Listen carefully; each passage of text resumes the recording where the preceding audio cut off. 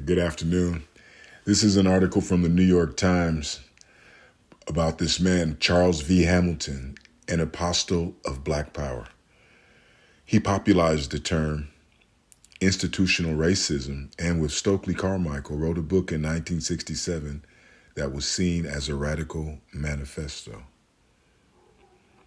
Charles V. Hamilton, a philosophical godfather of the Black Power movement, which he envisioned as the means to subvert what he stigmatized as America's institutional racism, died on November 18th in Chicago. He was 94. A friend and colleague, the South African educator Wilmot James, said he learned of the death from a representative of Dr. Hamilton's bank.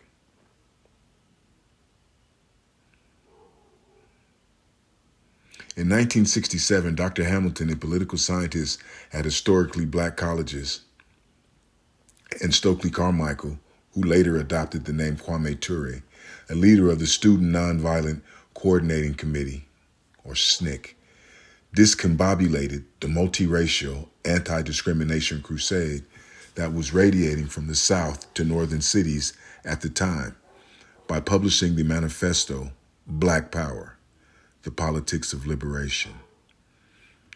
Their book convulsed moderate and more conciliatory black groups like the NAACP nearly as much as it confounded the white liberals who had traditionally supported civil rights. Moreover, its conclusion that racism was embedded in the nation's institutions further antagonized white people who had opposed any preferences for black people in government policies to mitigate discrimination in housing, jobs, public accommodations, and education.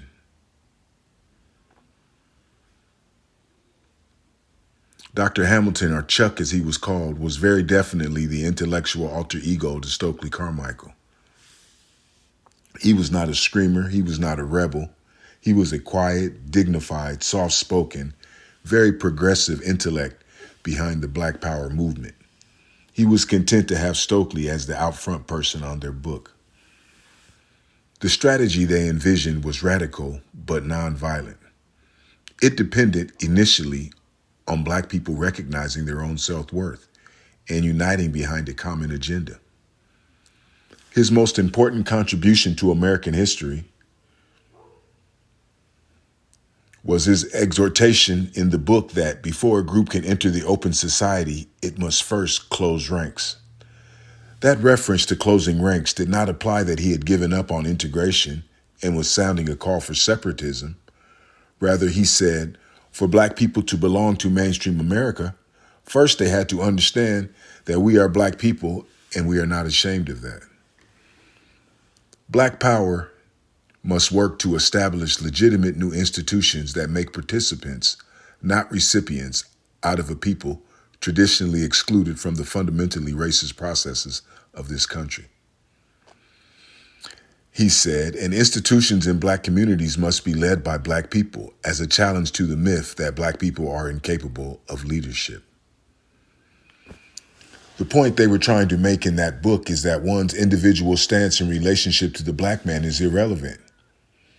He told Studs Terkel in a radio interview in 1967, it's what the system does, and that's why we use the term institutional racism.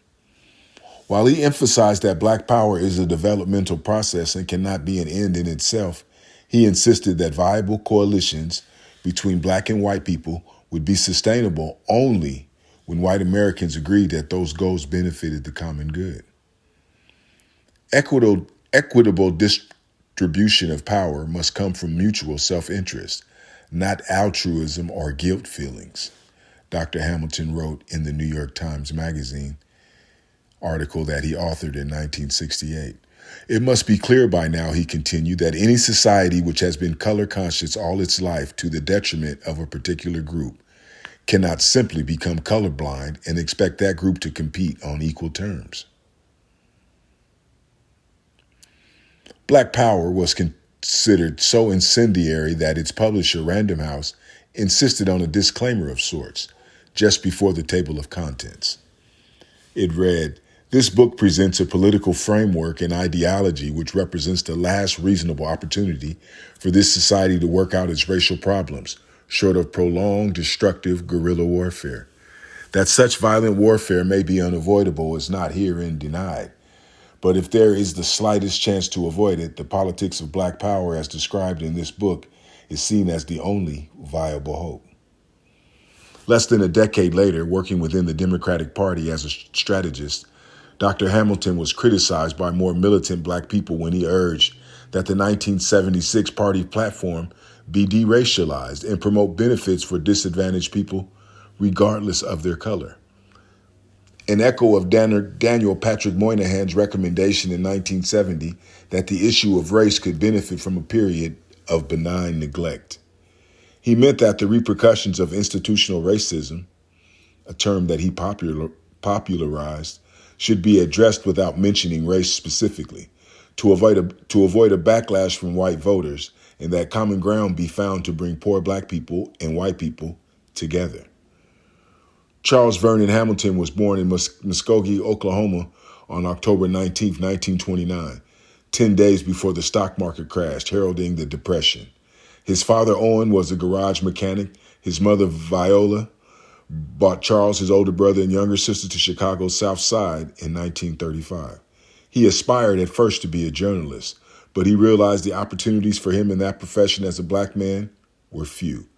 He figured the civil service meant security, so he gravitated toward an interest in government. He would later serve as a foot soldier in Richard J. Daley's Cook County Democratic Machine and work for the post office between teaching jobs. After serving in the military in the late 1940s when President Harry Truman integrated the armed services, he graduated from Roosevelt University in Chicago with a degree in political science in 1951. He then enrolled in law school but did not stay there long, instead earning a master's degree from the University of Chicago in 1957.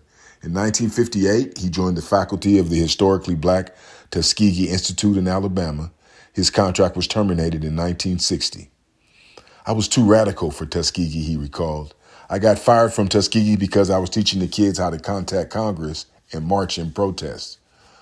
I never wanted to be just a professor.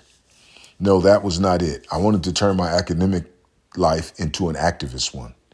He returned to the University of Chicago where he earned his doctorate in 1964.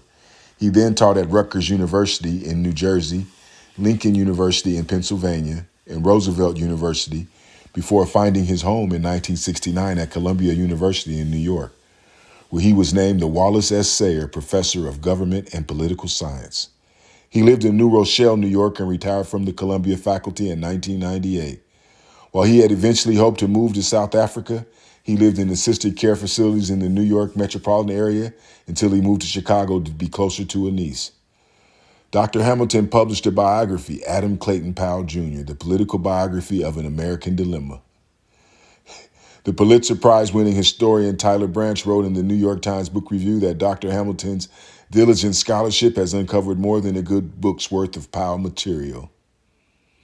Dr. Hamilton later said that Mr. Powell, a Harlem congressman who was reelected after he was ousted for ethics violation by the House of Representatives, was a scoundrel. We should have called him out, but we didn't. We protected him. Among Dr. Hamilton's other books was The Dual Agenda, Race and Social Welfare Policies of Civil Rights Organizations in 1997, which he wrote with his wife, Donna Cooper Hamilton, a professor at Lehman College in New York. She passed away in 2015. He is survived by a stepdaughter, his Valley Hamilton, his daughter Carol, who was press secretary to Commerce Secretary Ronald H. Brown, died in 1996 when a plane carrying Mr. Brown and others crashed in Croatia. In Black Power, Dr. Hamilton and Mr. Carmichael challenged the sociologist Gunnar Myrdal's premise that there was an American dilemma between the nation's liberal ideas and the miserable conditions in which so many black people lived. If anything, the authors suggested, most Americans subordinated conscience to quotidian self-interest. The fact is that people live their daily lives making practical day-to-day decisions about their jobs, homes, and children, they wrote. And in a profit-oriented, materialistic society, there is little time to reflect on creeds, especially if it can mean more job competition. lower property values, and the daughter marrying a Negro. There is no American dilemma, no moral hang-up, Dr. Hamilton and Mr. Carmichael wrote, and black people should not base decisions on the assumptions that a dilemma exists.